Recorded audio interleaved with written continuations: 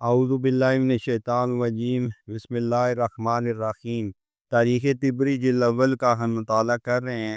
آج کے ایپیسوڈ میں کہ خسرو کی تخت نشینی، افراسیاب سے جنگ اور اس کا قتل، اس کے بارے میں بات کریں گے۔ سب سے پہلے آپ سے ریکویسٹ ہے کہ اگر آپ نے ابھی تک اس چینل کو سبسکرائب نہیں کیا تو اسے سبسکرائب کریں، لائک کریں اور شیئر کریں اور بیل آئیکن لازمی پریس کریں تاکہ آپ کو ہر نئی آنے والی ویڈیو کا نوٹیفیکیشن موصول ہو سکے۔ جزاک اللہ۔ کہ خسرو کی تخت نشینی۔ کہ کاوس کے بعد اس کا پوتا کہ خسرو بن سیاوخش بادشاہ بنا۔ کہ کاوس اسے اور اس کی والدہ صفا بن افراسیاب کو ترکی سے لایا تھا۔ جب یہ اپنے دادا کے بعد بادشاہ بنا تو سر پر ایک خوبصورت تاج رکھا اور رعایا سے ایک بدیع خطاب کیا، سیاوخش کے خون کا بدلہ۔ اس خطاب میں اس نے بتایا کہ وہ اپنے والد سیاوخش کے خون کا بدلہ افراسیاب سے لینا چاہتا ہے۔ پھر اس نے جو درس کو لکھا کہ وہ اس کے پاس آئے۔ جب وہ آیا تو اسے اپنے ارادے سے مطلع کیا اور اسے ایک لشکر تیار کرنے کا حکم دیا جس میں 30,000 جنگجو ہوں، اور ان کے ساتھ توس بن نوذران کو بھی ملایا، وہ ان میں زیادہ مضبوط آدمی تھا، اور اس کے ساتھ برزا فرا بن کے کاوس کو بھی بلایا جو کہ خسرو کا چچا تھا، اور اپنے بہت سے بھائی ملائے کہ خسرو طوس کی طرف گیا اور اسے بتایا کہ میرا ارادہ افراسیاب اور ان کے سرداروں کے قتل کا ہے۔ وہاں اس کا بھائی فروز بن سیاوخش رہتا تھا جو برزا فریا کا بیٹا تھا۔ سیاوخش نے ترکی کے کسی شہر میں اس سے شادی کی تھی، اور پھر جب وہ حاملہ ہو گئی تو اس سے جدا ہو گیا۔ اس کا بچہ پیدا ہوا اور جوانی تک وہیں رہا۔ توس اور فیروز میں جنگ۔ جب فیروز جوان ہو گیا تو ایک مرتبہ جب توس اس کے شہر میں جا رہا تھا تو اس کے اور توس کے درمیان جنگ ہوئی جس سے فیروز ہلاک ہو گیا۔ جب اس کا علم کہ خسرو کو ہوا تو اس نے اپنے چچا برزا فرا کے نام سخت خط لکھا جس میں توس اور فیروز کی باہمی جنگ کے حالات اور فیروز کے قتل ہونے کا ذکر کیا، اور اسے حکم دیا کہ وہ توس کو قید کر کے بیڑیاں ڈال لائے۔ جب یہ خط برزا فرا کو ملا تو اس نے جنگجو اور سپہ سالاروں کو جمع کیا اور یہ خط انہیں پڑھ کر سنایا اور انہیں توس کے پکڑنے کا حکم دیا، اور اپنے معتبر قاصد کے خسرو کی طرف بھیجے اور خود لشکر کا کمانڈو بن کر سبروز نامی نہر کو عبور کیا۔ یہ خبر افراسیاب تک گئی، وہ بھی اپنے بھائیوں اور جنگجوؤں پر مشتمل ایک لشکر لے کر آیا۔ دونوں کا آمنا سامنا ترکی کے شہر واشن میں ہوا۔ وہاں سخت جنگ ہوئی اور برزا فرا جنگ کی شدت اور مقتولین کی کثرت دیکھ کر گھبرا گیا، یہاں تک کہ وہ اپنا جھنڈا لے کر پہاڑوں کی طرف چلا گیا۔ اس جنگ میں بہت زیادہ لوگ مارے گئے اور صرف ایک لمحے میں 17 آدمی قتل ہوئے۔ برزا فرا اپنے لشکر کو لے کر کہ خسرو کی طرف گیا۔ ان پر غم اور مصیبت چھائی ہوئی تھی، اور کہ خسرو کا خوف بھی تھا جو اس سے بڑھ کر تھا۔ جب وہ کہ خسرو کے پاس آئے تو اس نے برزا فرا کے ساتھ سختی کا معاملہ کیا اور کہا، تم نے میری نصیحت کو پیچھے چھوڑ دیا اور بادشاہوں کی وصیت کی مخالفت کی۔ میں تمہارے ساتھ برا سلوک کروں گا اور تمہیں صرف افسوس اور ندامت حاصل ہوگی۔ کہ خسرو کو پریشانی۔ جب اسے لشکر کے نقصان کی خبر دی گئی تو اسے اس سے بہت پریشانی ہوئی، یہاں تک کہ اسے کھانا اور سونا بھی اچھا نہ لگا۔ اس واقعے کو کئی روز گزر گئے تو اس نے جودر کو بلوایا۔ جب وہ واپس آیا تو اس پر اپنا درد ظاہر کیا۔ جوزرز نے برزا فرا کی شکایت کی کہ وہ شکست کا سبب بنا۔ کہ خسرو نے اسے کہا کہ اے جوزر، ہمارے آبا کی خدمت کرنے کی وجہ سے تو اس جنگ کے کمانڈر کا زیادہ حقدار ہے۔ یہ ہمارے لشکر و خزانے تیرے لیے حاضر ہیں۔ اور پھر اسے لشکر تیار کر کے افراسیاب کے مقابلے میں جانے کے لیے کہا۔ جب جوزرس نے خسرو کی یہ بات سنی تو جلدی سے اس کے ہاتھ چومے اور کہا، اے کامیاب بادشاہ، ہم آپ کی رعایا اور غلام ہیں۔ اگر کوئی مصیبت آنی ہے تو وہ رعایا پر آنی چاہیے، نہ کہ بادشاہوں پر، اور میری مقتول اولاد آپ پر فدا ہے، اور ہم افراسیاب سے انتقام لینے اور ترکی کے بادشاہوں سے نجات حاصل کرنے کے لیے تیار ہیں۔ بادشاہ، آپ گزشتہ واقعات سے پریشان نہ ہوں، اور اپنے مشاغل کو نہ چھوڑیں، کیونکہ جنگ تو ڈول کی طرح ہے۔ اور یہ کہا کہ آپ کے حکم پر عمل ہوگا، اور پھر خوشی خوشی دربار سے نکل گیا کہ خسرو کا لشکر کو ترتیب دینا۔ اگلے دن کے خسرو نے لشکروں کے کمانڈروں اور مملکت کے بڑے بڑے سرداروں کو بلوایا۔ جب وہ آ گئی تو انہیں اپنے ارادے سے آگاہ کیا کہ وہ ترکیوں سے مقابلہ کرنا چاہتا ہے، اور اپنے تمام سرداروں کو بذریعہ خط بھی اس کی اطلاع بھیجی، اور انہیں ایک مقررہ وقت پر بلخ کے قریب واقع استون نامی محراب میں جمع کیا۔ وہاں سب کمانڈر جمع ہو گئے کہ خسرو بھی اپنے 7 سرداروں کو لے کر وہاں پہنچا۔ نیز ان میں برزا فرا، اس کا چچا اور اس کے گھر والے، جو زرزہ اور اس کے گھر کے باقی ماندہ افراد بھی تھے۔ جب لشکر کے فوجی پورے ہو گئے اور تمام سردار بھی اکٹھے ہو گئے تو کہ خسرو نے خود اس کے اموال معلوم کیے، ان کی تعداد شمار کرائی۔ پھر جو زرز، میلاز، احز بن بہزان اور آحز بن وصفیہ کو بلایا، اور ان سے کہا میں ترکی کی پر چاروں طرف سے حملہ کرنا چاہتا ہوں، تاکہ خشکی اور تری ہر طرف سے انہیں گھیرا جا سکے۔ اس نے خود ان لشکروں کی رہنمائی کی جو زرز کو سپہ سالار اعلیٰ بنایا، اور انہیں خراساں کے راستے سے جانے کا حکم دیا۔ اس کے ساتھ برزا پرا، اس کے چچا بیبن جوزز اور اس سرداروں کی ایک بہت بڑی جماعت کو چلایا، اور اسے اس دن سب سے بڑا جھنڈا دیا، جس کا نام درخش کا بیان تھا۔ کہا جاتا ہے کہ یہ جھنڈا اس نے اس سے پہلے کسی سپہ سالار کو نہیں دیا تھا۔ بادشاہوں کی اولاد جب کہیں جاتی تو یہ جھنڈا اپنے پاس رکھتی۔ میلاس کو چین کی طرف سے داخل ہونے کا حکم دیا، اس کے ساتھ بھی ایک بہت بڑا لشکر روانہ کیا۔ البتہ اس کے لشکر کی تعداد جوزرس کے لشکر سے کم تھی، اور آحز کو خزر کے علاقے سے داخل ہونے کا حکم دیا، اور اس کے ساتھ اس کے بھائی، چچا زاد بھائی اور دیگر افراد پر مشتمل 30,000 کا لشکر روانہ کیا، اور انہیں جوزرس اور میلاس کے درمیانی راستے سے داخل ہونے کا حکم دیا۔ کہا جاتا ہے کہ خسرو نے شومہان کے سیاوخش کے بدلے کے لیے بطور خاص بھیجا تھا، اور اس نے بھی منت مانی تھی کہ وہ ضرور سیاوخش کے خون کا بدلہ لے گی۔ جوزرس کی طرف سے آغاز جنگ۔ سارے لشکر اپنے سمیت سمت پر روانہ ہو گئے۔ جوزرس خراسان کے راستے سے ترکی میں داخل ہوا، اس کا مقابلہ پیران کے لشکر سے ہوا، دونوں کے درمیان شدید معرکہ ہوا۔ اس جنگ میں بیزن اور یسعان جنگ کے شروع میں قتل ہوئے، اور جوزرس کے نے پیران کو بھی قتل کیا۔ پھر جوزرس نے افراسیاب کا رخ کیا۔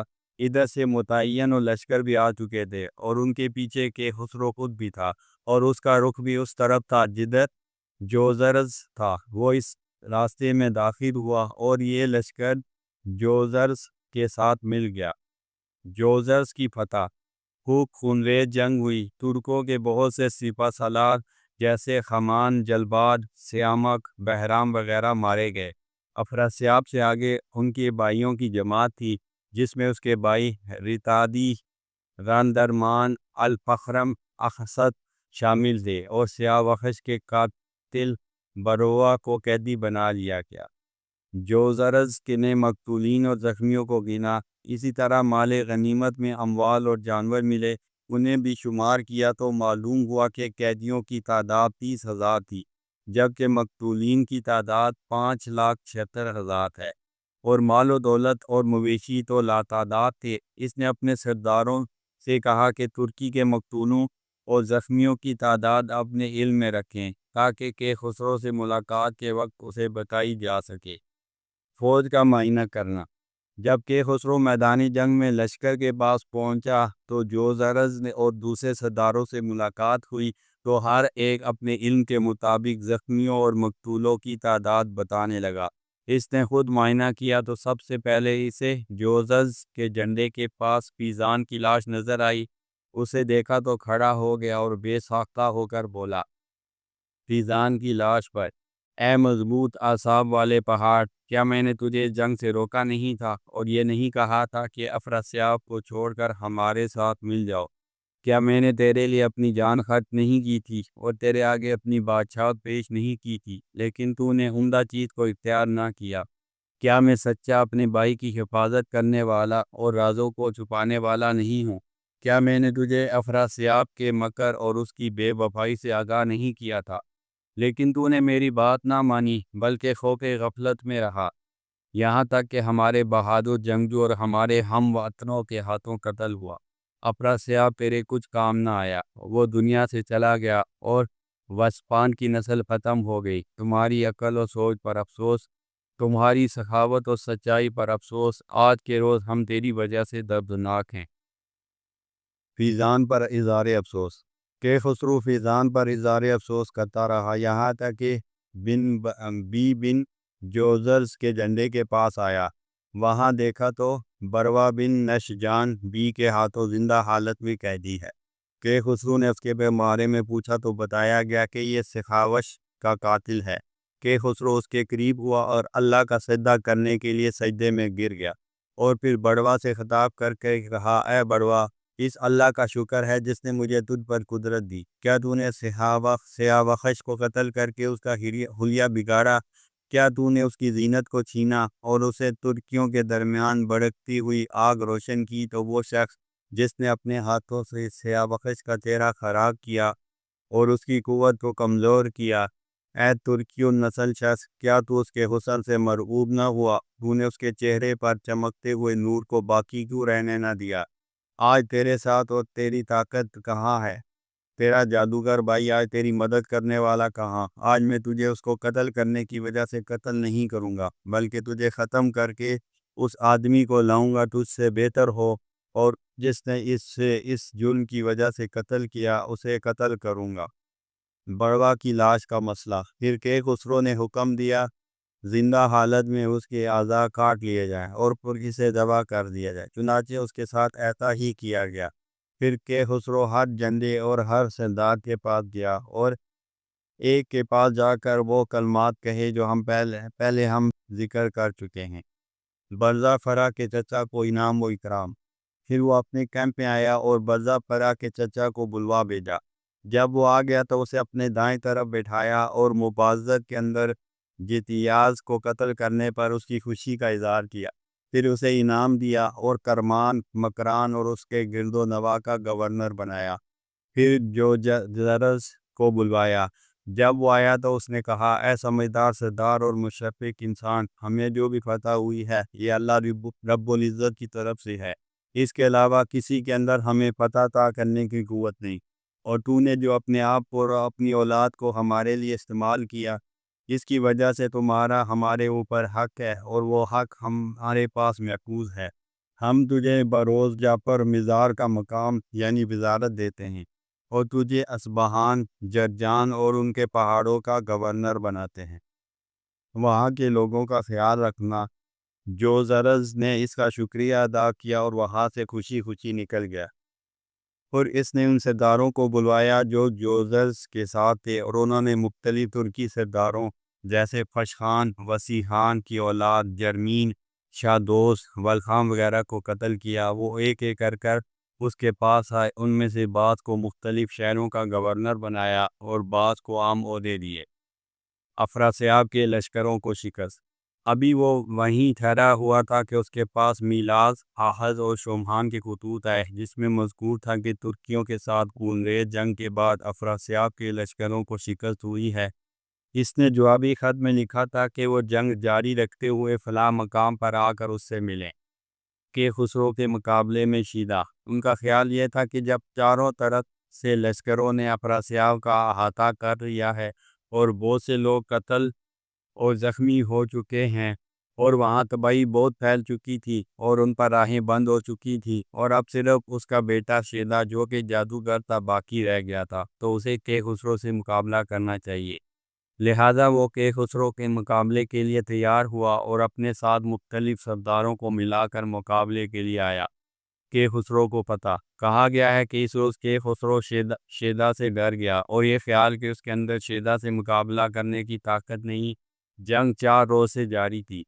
کہ خسرو کا ایک خاص سردار جس کا نام جرد بن مہان تھا، اس نے خوب اچھے انداز سے جنگ کی दोनों तरफ से कई लोग कत्ल हुए, यहाँ तक कि शीदा के हौसले पस्त हो गए और उसे यकीन हो गया कि उसमें मुकाबले की ताकत नहीं। बिल आखिर उसे शिकस्त हुई।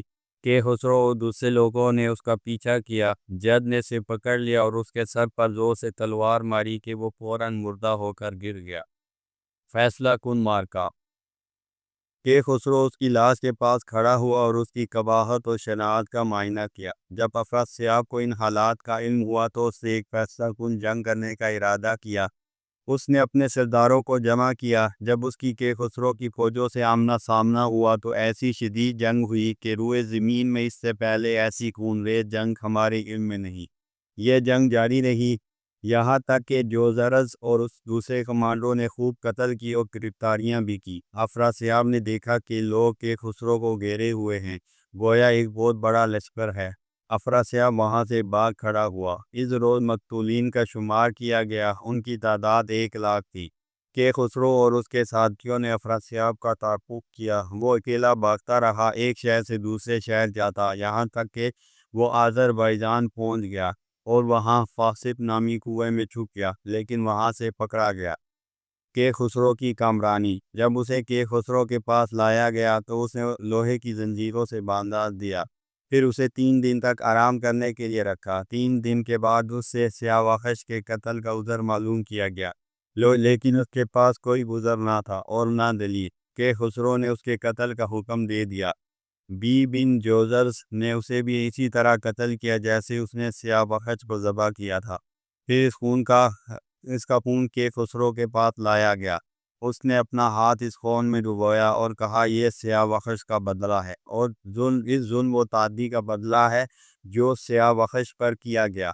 फिर के खुसरो कामयाब व कामरान आज़रबाईजान से वापस आया। जंग में के खुसरो के साथी। कहा गया है कि के खुसरो के जद्द अमजद कीपिया की औलाद इस जंग में के खुसरो के साथ थी।